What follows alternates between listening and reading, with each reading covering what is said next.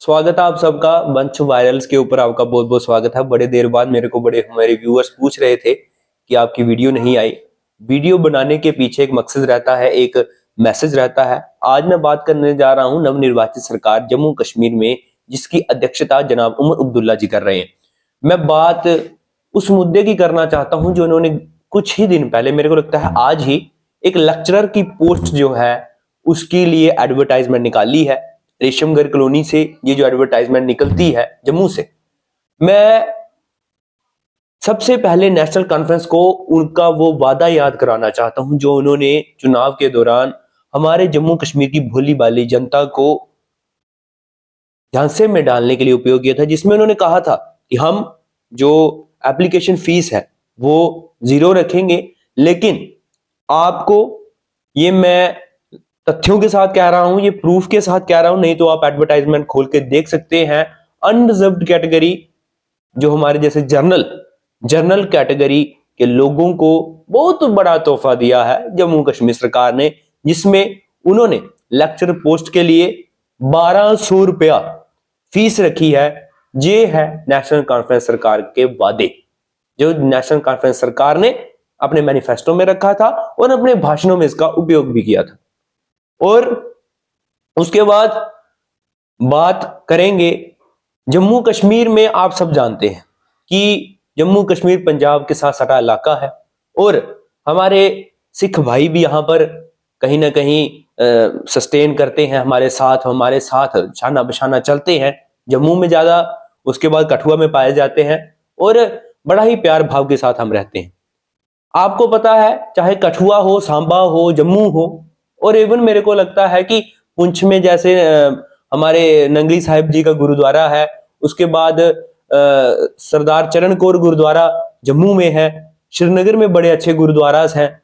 लेकिन कितनी शर्म की बात यह है कि वो सिख कौम जिसने देश को बचाने के लिए, देश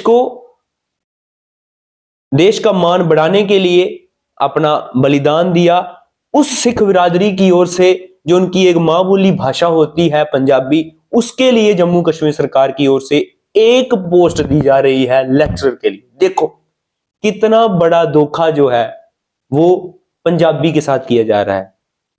कई लैंग्वेजेस होती हैं, जैसे डोगरी जो लैंग्वेज है ना, ये नहीं हम कह सकते कि एक रिलीजन को रिप्रेजेंट करती है। जहां जो इंग्लिश लैंग्वेज है ना, ये भी नहीं हम कह सकते कि एक रीजन को रिप्रेजेंट करते, लेकिन जो पंजाबी है वो एक रिलीजन को रिप्रेजेंट करती है, क्योंकि उनकी जो कह सकता हूं मैं कि जो पवित्र ग्रंथ होते हैं वो पंजाबी में होते हैं। लेकिन कितनी शर्म की बात है कि जम्मू कश्मीर में जो पंजाबी की पोस्ट है वो एक है। अब मैं मुद्दा एक और करता हूं। आपको ये जानकर हैरानी होगी कि जम्मू कश्मीर में पर्शियन बोलने वालों की जो संख्या है वो मात्र 150 से 200 है, जिसमें बुजुर्गों का उसमें लेवल जो है वो 70% है। लेकिन आपको ये जानकर हैरानी होगी कि उसमें पर्शियन लैंग्वेज में जो जम्मू कश्मीर सरकार की ओर से न्यू एडवर्टाइजमेंट आई है, उसमें 4 पोस्टें पर्शियन लैंग्वेज को दी गई है। क्या आपको लगता है कि पर्शियन लैंग्वेज को 4 पोस्टों की जरूरत है? मैं कमेंट में आपका जवाब चाहूंगा। उसके बाद बात करते हैं हम सब की और आप सबकी प्यारी भाषा डोगरी। जियां ही आखने है कि मिठड़ी है डोगरे दी बोली ते खंड मिठे लोग डोगरे, उस भाषा को जिसको राजा शक्तिकरण जी ने जहां पर लाए थे डोगरी को, उस भाषा को मात्र 3 पोस्टें दी गई हैं, जो कठुआ से चलते हुए सांबा, जम्मू, उधमपुर जैसे इलाकों में प्रचुर मात्रा में इसका उपयोग होता है। लेकिन कितनी शर्म की बात है, इधर हम जो वो हमारे जैसे एक कह सकते हैं आप यूट्यूबर हो गए या और हमारे मीडिया कर्मी हैं, वो डोगरी को प्रमोट करते हैं। और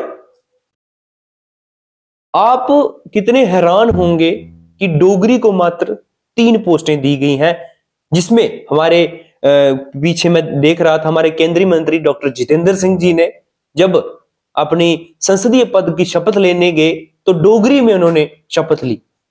अब अगर मैं सरकार को सीधा सीधा सवाल करूं कि आपने पर्शियन लैंग्वेज को इतना महत्व क्यों दिया, तो मेरे को लगता है उनका जवाब होगा कि पर्शियन लैंग्वेज को सीखने वालों की संख्या बढ़ रही। तो मैं उन्हें बता देना चाहता हूं कि यह मात्र एक, मैं कह सकता हूं, निग्लिजिबल डाटा है। लेकिन आपको यह भी जानकर हैरानी होगी कि कश्मीर रीजन में घर घर में बोली जाने वाली कश्मीरी, जो हर घर में बोली जाती है, उसकी भी मात्र 3 पोस्टें।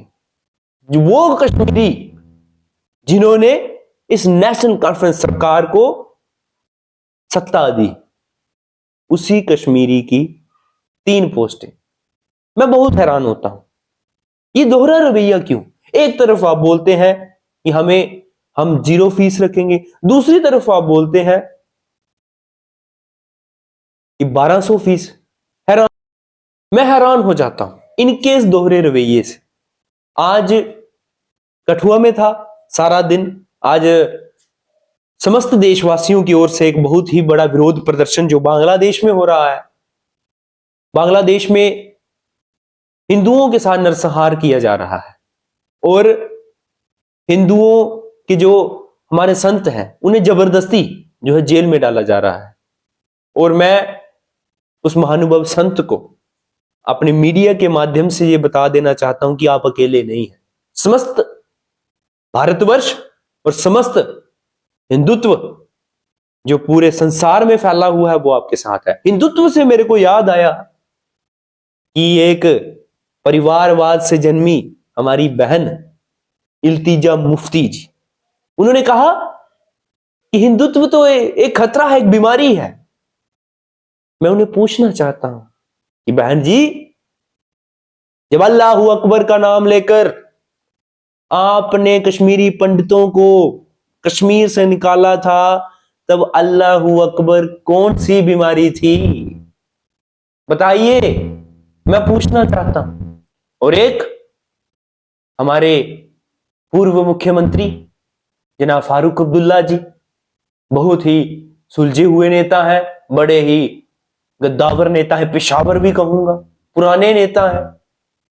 अभी कुछ दिनों पहले जो भारतीय जनता पार्टी के नेताओं ने जम्मू कश्मीर की विधानसभा में स्पेशल स्टेटस का विरोध किया तो बहुत से इन्फ्लुएंसर ने उनका मजाक भी उड़ाया। देखिए, वो उनकी एक संस्था का एक हो सकता है कि एक कॉमन डिसीजन हो कि हमें इस आर्टिकल का जैसे रिजोल्यूशन का विरोध करना है, वो उनका निर्णय है, क्योंकि जनता ने उन्हें चुनकर भेजा है। अब 5 साल वो जनता की सेवा करेंगे, अगर अच्छी सेवा करेंगे तो उन्हें फिर से चुना जाएगा, नहीं तो ये तो एक प्रक्रिया है। लेकिन मैं तो हैरान उस बयान से होता हूं जो फारूक अब्दुल्ला साहब ने दिया कि आप क्या सोचते हैं कि हम आपको आजादी दे देंगे? इतनी आसानी से आजादी नहीं मिलेगी। मैं पूछना चाहता हूं जनाब फारूक अब्दुल्ला से कि आप किस आजादी की बात करते हैं? आप कौन सी आजादी की बात करते हैं? आप क्या आजादी 1947 की करते हैं या 5 अगस्त 2019 की करते हैं? मैं पूछना चाहता हूं जनाब फारूक अब्दुल्ला से। बहुत इज्जत करते हैं हम उनकी, पूर्व मुख्यमंत्री हैं, उन्होंने जम्मू कश्मीर का नेतृत्व किया है। लेकिन ऐसी शब्दावली, जो दोहरा रवैया जम्मू कश्मीर की जनता को गुमराह करने का, ये जनाब कभी भी हम एक्सेप्ट नहीं करेंगे। और एक और AMIM के अध्यक्ष हमारे ओवैसी जी, असदुद्दीन ओवैसी जी, जो बहुत ही मीडिया में इस वक्त गरमाए रहते हैं, उन्होंने कहा कि बांग्लादेश में हुए इस नरसंहार में मुसलमानों का कोई भी हाथ नहीं। बिल्कुल, मैं आपकी बात से बिल्कुल सहमत हूं कि जम्मू कश्मीर हो चाहे पूरा भारत हो, उसके मुसलमानों का बांग्लादेश में हुए नरसंहार से कोई भी ताल्लुक नहीं है। लेकिन मैं आपको पूछना चाहता हूं, जब फिलिस्तीन में यह हुआ तो तब आपने संसद में बोला था जय फिलिस्तीन, तब आपने बोला था, प्रधानमंत्री जी को आग्रह किया था कि फिलिस्तीन के ऊपर संसद में चर्चा की जाए। क्या ये आप हमारे मुसलमान भाइयों का वोट बैंक का जरिया बनाते हैं? क्या उन्हें वोट बैंक के लिए यूज करते हैं? मुसलमान मुसलमान कर कर उन्हें जो है आप अपने इलेक्शन में सफल होने के लिए यूज करते? मैं पूछना चाहता हूं, ये ऐसा दोहरा रवैया मत कीजिए। और इवन आज मैं देख रहा था कि आज वैसे तो संख्या बहुत बड़ी थी, लेकिन मैं अपने मुसलमान भाइयों को भी कहना चाहता हूं कि गलत के खिलाफ बोलना सीखिए। वो वक्त याद कीजिए जब पाकिस्तान में आर्मी स्कूल की गाड़ी के ऊपर जब अटैक हुआ था, जो दिवंगत आत्माएं उस वक्त चली गई थी, वो सब मुस्लिम बिरादरी से थी। लेकिन उस घटना का विरोध समस्त देशवासियों ने और हिंदुओं ने जमकर किया था, सबके साथ किया था। आप इन नेताओं की बातों में ना आइए। हमारा रिश्ता ऐसा होना चाहिए कि आप हमें दिवाली की मुबारक दो और मैं तुम्हें ईद की बधाई देने आऊं। ऐसा रिश्ता होना चाहिए। इन नेताओं की बातों में ना आइए। ये सिर्फ और सिर्फ आपको आपका धर्म चुनाव के समय याद कराते हैं और जीतने के बाद अपनी सत्ता का सुख भोगते हैं। जाग जाओ, आज भी मौका है। ये पूरा भारत, इसकी एक अलग गाथा है। यहाँ विभिन्न विभिन्न प्रकार के धर्म रहते हैं, गुलदस्ता है ये, इसमें गुलदस्ता बने रहे। ये गुलदस्ता साथी देशों को चुभता है, वो तभी षड्यंत्र रचते हैं। मैं आपको कहना चाहता हूं कि आप भी इस विरोध प्रदर्शन में समर्थन दें ताकि एक बेहतर मैसेज आए। यूएनओ हिले जो इस वक्त सोया हुआ है, उसे भी पता चले कि बांग्लादेश में गलत हो रहा है। बांग्लादेश की सरकार एक तरफा रवैया चला रही है। वो इसलिए चला रही है, वो भी सत्ता का लालच चाहती है और कुछ नहीं है। जैसे ये सत्ता का लालच चाहते हैं वैसे वो चाहती है और कुछ नहीं। वह मिनॉरिटी, हम अल्पसंख्यक है वहां पर, इसी कारण वो एक तरफा रवैया कर रही है। मुझे उम्मीद है कि आप सब अब दिनों में अगर कोई विरोध प्रदर्शन होगा, जैसे हमारे सीनियर्स जैसे चाहेंगे होगा, तो मुझे उम्मीद है कि आपकी संख्या उसमें चौंकाने वाली होगी। और एक और डाटा मेरे पास आया है कि जो भी बांग्लादेश में